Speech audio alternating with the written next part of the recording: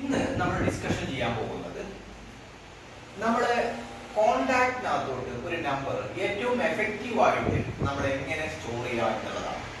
How to enter contact effectively. ഇതാണ് നമ്മൾ ഇന്ന് ഡിസ്കഷൻ ചെയ്യാൻ പോകുന്ന സംഭവം. ഇവിടെ നമ്മൾ 4 കാര്യങ്ങൾ ശ്രദ്ധിക്കണം. നമ്പർ 1, ആരുടെ നമ്പറാണ് നമ്മൾ ഫീഡ് ചെയ്യാൻ പോകുന്നത്. Who is the person that I mean name of the person. For example, okay. Dr. Ali ആണെങ്കിൽ അലി ഇബ്രാഹിം, ഡോക്ടർ അലി ഇബ്രാഹിം. Number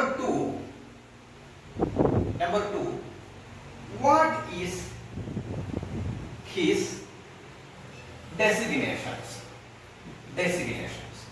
അവരെന്താ പാരാമെഡിറ്റിസ്റ്റ്.